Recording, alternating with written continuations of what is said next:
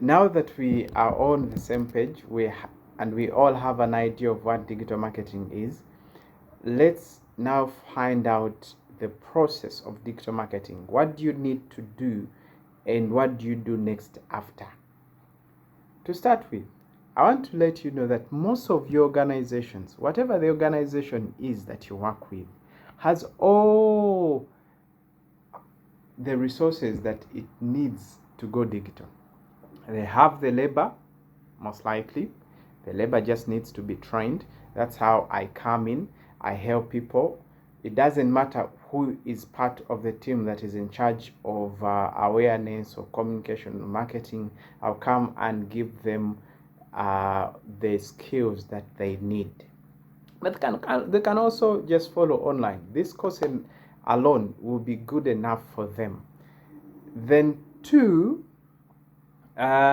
you have most likely a camera, most likely you already have a video camera, most likely you already have computers, and most likely you already have internet.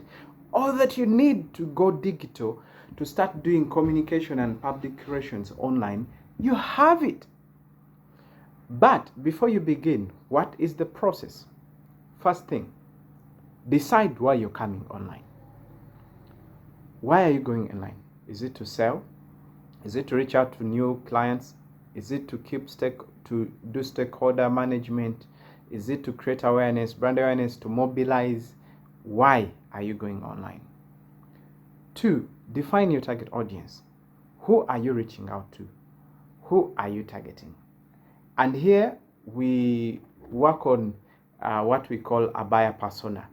Define the average person online who is your target audience. If you're from our workplace like judiciary, this Hallow could be a Puli, or this Wesley could be an Apuli who is a lawyer, who is interested in knowing court processes and new changes in the judiciary or updates in the judiciary, something like that. He stays in Kampala, he's a something. We shall go into the details of buyer persona later. So after you define your target audience, the next thing is to create content that will attract them. You see how offline, when you're going to do an awareness campaign, let's say in Koboko, you take speakers there, you take officers there who have information, you take brochures, you maybe bring entertainers, you bring dance groups that will pull people to come for the event, for the workshop, for the musomo, right? So even online, you have to create content that will keep people engaged, or that will attract people to your page or account. And there are different types of content that we are going to look at in the next slide. The next thing, you have now to go for the call of action. You've decided why, you know who you're targeting, you've created for them content. They have now come online, they engaged with your content. So as they engaged with your content, the next thing to do is a call to action. Are you an advocacy? Are you an activist? Activism organization? Are you a government organization? Do you want people to come for an event? It's now that you tell them, please pass by. It's now that you tell them, come to the website. It's now that you tell them, this is the day of the event, right? Now, after the call, if you are a company that sells a product, this is the point for conversion. Now, in the future, we have a section about conversions, getting people engaged to do what you want them to do. After the call to action, now you go to measuring and optimizing. Like any marketing or communication campaign, you have to know what is working, what is not working, why is it not working, what do we continue doing, what do we keep doing. That is the marketing process, digital marketing process, right? It's a little bit unique, but almost similar with your normal campaigns. So in detail, this is the buyer persona. We shall come back to it in detail. As you're defining the objective, the objective why you came online, you have to ask yourself, what is the purpose of your communication efforts online? Why are you venturing into digital marketing as a medium? And do you want to sell? Do you want to acquire new buyers and new supporters, new advocates? Is it for brand awareness? Is it for engagement? What is the purpose? Then we said, when you define target audience, ask yourself, who are you targeting? The why. Develop an online buyer persona. Describe who this person is. Like my product here, Mambo Africa, it provides all branding, printing, and also, as a person, I am the owner, I am the consultant. I am targeting people like, for example, PR executives. There's Anna Puli here. Let's get my cursor here so that we follow what I'm showing you. And then let's go back to so there's Anna Puli here, who is an executive. He wants his team to keep up with the trends of PR, whether offline or online. He's 45 years. He lives in Kampala. Most likely he's a head of department. How do I get to him online? There's Anamot here called Wesley. He's leading an evolving team. He wants to make sure he executes what these people want. He's about 20 years, 28 years, maybe 30. And is likely to be a supervisor. And there's a communications or PR officer who is part of the team. He's 24 years and he lives in Kampala, and most likely he's also in the field in some cities, in Mbale, in Soroti, in Gulu, whatever it is. So define that person in the buyer persona. So the next thing we do is we do content creation, right? I already explained this. There are different content that attracts people to YouTube, Facebook, Instagram, Google, LinkedIn. Even the formats that we use are different. We shall go into that later as we go technical. The buyer persona dictates, or your audience dictates, which content you're going to create, which content attracts them. And I've already told you, even offline, we create this content. And there are three major types of content you can create as a digital marketer or a communications PR person online. One is educational material, and we call them how-tos. For example, if I'm still going to use my organization as judiciary, my former workplace, you can create content on how to secure bail in court. You can secure how to deal with a clerk who has asked you for money. Why 10 reasons why you should opt for small claims procedure, 10 reasons why you should opt for plea bargain, advantages of mediation, something like that. Then brand storytelling.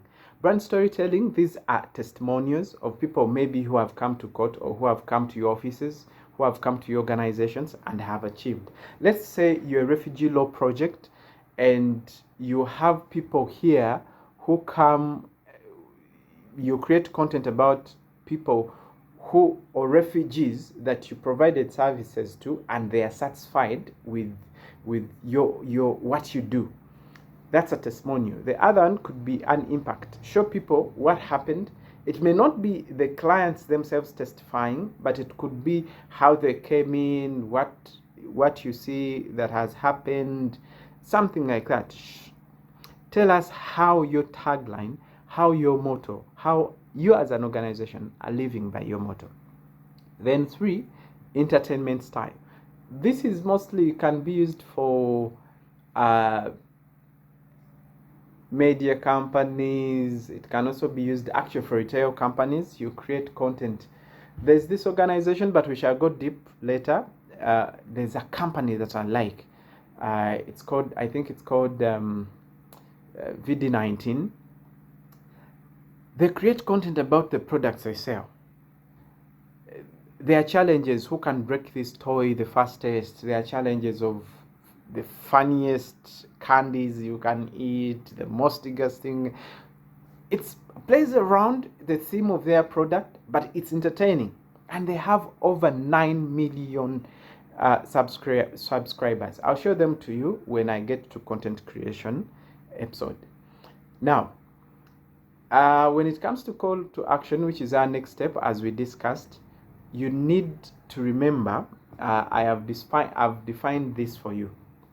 When you're creating content, you need to remember, whether offline or not, in marketing, there's a radar of that a person goes through as your client. The first one is the one that we have called the what? The suspect. Now, the suspect, these are all people that could be reached online. Anyone who is online, anyone who's on Twitter, anyone who is Facebook. If you're going to be on Twitter, anyone who is on Twitter is a suspect. Is someone you are likely, there's a possibility, right? And I'm going to define this in the digital context. The next one, we call them a lead. Usually leads, digitally, these are the people who get engaged with our content, or people who seemingly are interested in our services. Now, these leads are people that you can now retarget your content for, and you create some content that now sells to them, that now takes them to the call to action, that now buys them in, right? Now, a lead can be called, can be texted, can be emailed.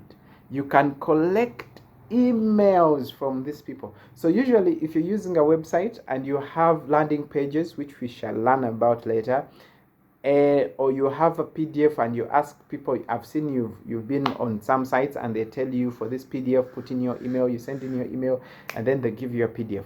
Now they've collected your email, which they are going to use now to retarget you and send you an email marketing campaign, because it's specific to you, who is already interested in their product, in their service. So if you talking about an event, and I'm still going to go back to judiciary, it's a Bendito Chwanka event. Now, if you put content about how Bendito Chwanuka, what happened to Bendito Chwanuka, and people get engaged, and you say, click here for a PDF about the profile of Bendito Chwanuka, and people click on it, and they give you their emails. Now, those are the people you will send an alert for, to call them for the Bendito Chwanuka celebration event, or to tell them to tune in online for the event, right? Now, when they do that, they become your customer, they become your stakeholder, they become your client when they come to court. Now, this radar works more for a product, but I am telling you, it's the same process that you have to go through if you're doing PR or communication. Now, these people are already involved. This refugee law project, who is already engaged with you, has become a customer. This person who has bought your product has become a customer. But now your purpose is to make sure that they become a client. In marketing, a client is a returning customer, someone who comes back to buy from you, someone who comes back to take your service, someone, if it's a court, someone who will never now participate in violence, but when he has an issue, they will come to court instead of solving it themselves. And then after you have this client, the next thing is an advocate. And the advocate is the person who recommends for your service, is the person who fights for you online, the person who says, thank you, judiciary, for doing this for us. Thank you, refugee law projects, you've changed refugees. Any refugee, if you need some services of this type, legal aid and so on, please go to refugee law project. If it's a product, this is a person who says, I recommend this person's TV screens. If you want a TV screen, please go to our Poly, right? Now, that is a customer radar. The last thing, we already talked about measuring and optimizing. Measure your campaign with Google Analytics. We shall go into analytics and how to assess data and how to know how to use it. And this data can still be used for your campaigns, or to detect can be factored in as you're strategizing for your campaigns, both online and offline. But we shall go into analytics later. So, ladies and gentlemen, I thank you very much. Next time we shall talk about market research, quickly, and this is the process of how you create strategies and ideas and content, how you get to know which content to create. Otherwise, thank you very much for tuning in. See you again in the next class. Make sure you don't miss any class. If you need my services as a consultancy, there's an email in the description below. Please email me and I'll show up. Or you can follow me on Twitter or LinkedIn as Apoliva Bigumira, and let's engage. I'll help you. There's one thing about me: you only pay if you're satisfied. One of the other things I do, I train people in communication skills and public speaking. You're satisfied with the service, you pay.